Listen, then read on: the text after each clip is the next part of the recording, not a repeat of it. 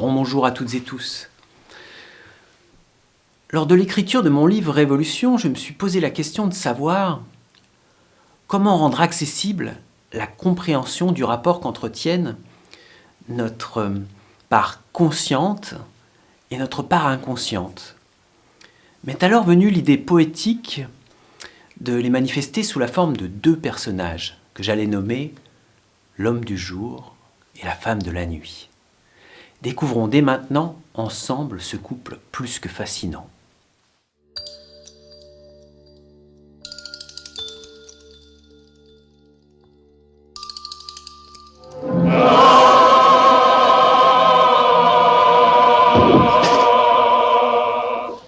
Où est la bête?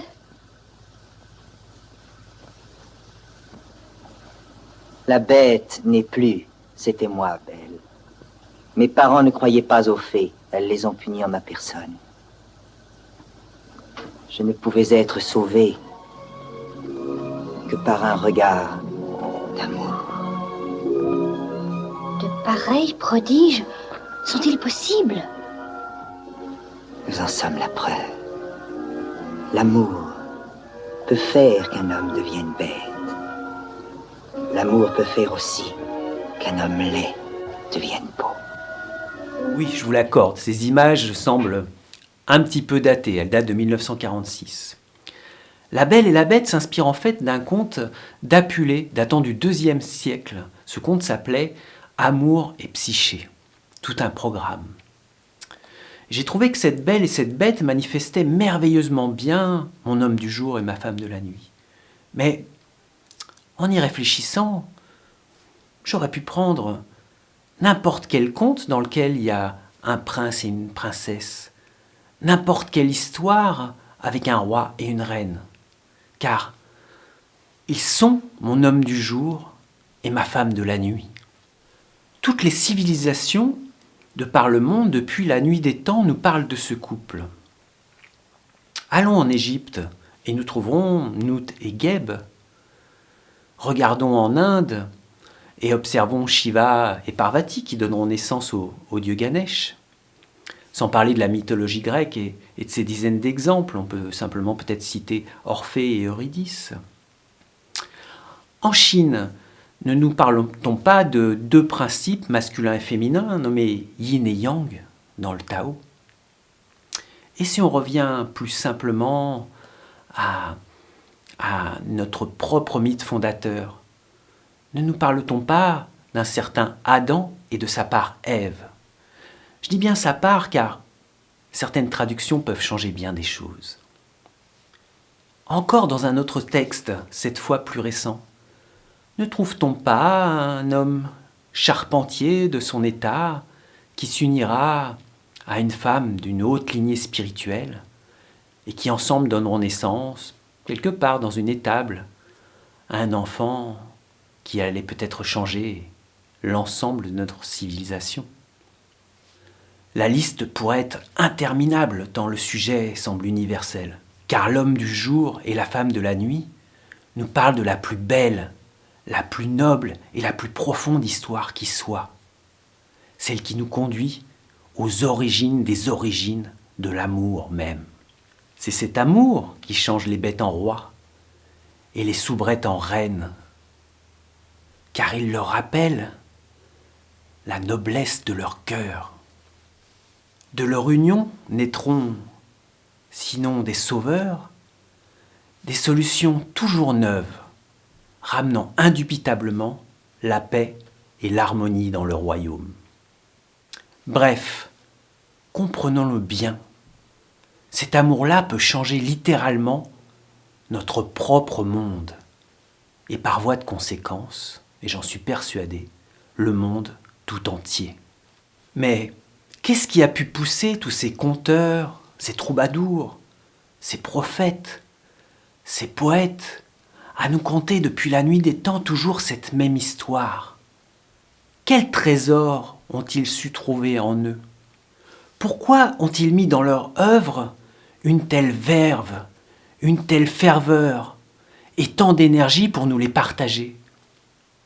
Et surtout, au vu de l'état du monde, pourquoi semblons-nous le plus souvent ne rien y entendre?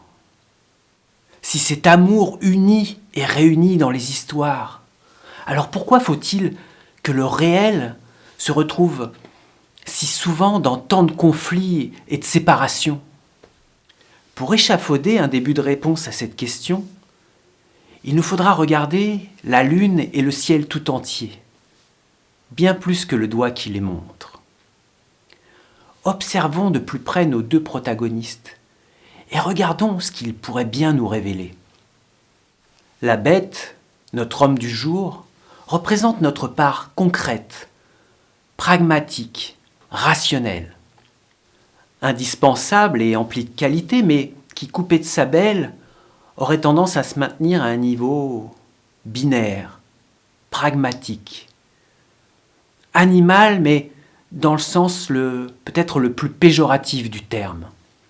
Coincé dans son ego comme dans une forme d'onanisme psychique, il ne peut créer ni donner naissance à quoi que ce soit de neuf, car aveugle, il ne verra dans le monde que le reflet des limites qu'il y projette. Sa réalité n'étant tissée que par un système de croyances limitées, et donc limitantes. Dans les contes comme dans la vraie vie, c'est à ce moment-là que ce protagoniste aura besoin d'un petit coup de pied au cul, d'un coup du sort, d'un événement, d'une crise, de quelque chose qui le pousse à sortir de sa torpeur pour qu'il se mette en chemin, pour aller sinon embrasser sa princesse, mais au moins commencer à apprendre à l'écouter. Sans cela, à titre d'exemple, observons de quoi sont faites nos conversations. Sont-elles empreintes d'histoires de pluie et de beau temps, de ce qu'on nous a raconté au JT le plus souvent, ou proviennent-elles de quelque chose qui vient de l'intérieur et qui nous inviterait à progresser, à changer? Qu'est-ce qui tisse notre réalité? Uniquement ce qui vient du dehors tout le temps? Ou quelque chose peut-il enfin jaillir du dedans? Je vous laisse y réfléchir. En parlant du dedans, osons maintenant faire un pas dans l'alcôve de notre belle, de notre femme de la nuit, de notre profondeur inconsciente. Elle est un mystère infini, inexplicable et pourtant influent. Mais ne nous y trompons pas. Pas plus que l'homme du jour, nous ne devons la mettre seule au premier plan. Car, sans un fil d'Ariane, nous risquerions de nous perdre dans le dédale infini de nos psychés. Comment faire alors? Comment faire alors pour que nos deux amants se marient et donnent naissance aux nombreux enfants tant espérés dans la fin de chaque bonne histoire qui se respecte? La réponse est simple. C'est celle qui s'applique à chaque couple. Pour ce faire, nous devons apprendre à les réunir pour qu'ils apprennent, plutôt qu'ils réapprennent, à communiquer. D'un côté, notre femme de la nuit s'exprime en nous conduisant dans des paysages, dans des expériences faites de sensations, d'images et de symboles. De l'autre, notre homme du jour nous parle avec des mots qui, s'ils peuvent nous évoquer des concepts, ne pourront jamais nous conduire dans l'expérience. À titre d'exemple, le mot « eau » n'a jamais abreuvé personne. Leur union se fera le plus souvent aux heures des aubes et des aurores. Vos actes et vos pensées du jour enrichiront vos nuits, et les rêves de la nuit enrichiront vos jours. Il en est fini de la division. La paix peut enfin revenir sur le royaume. C'est ainsi que tant dans les histoires que dans la vraie vie, la valse amoureuse de notre homme du jour et de notre femme de la nuit pourra nous conduire à vivre une vie plus entière.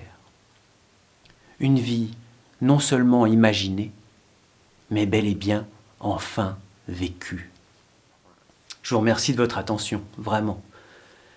J'espère que cette vidéo vous aura plu ou aura su vous toucher. Si c'est le cas, n'hésitez pas à rajouter un pouce bleu, un commentaire ou pourquoi pas à la partager.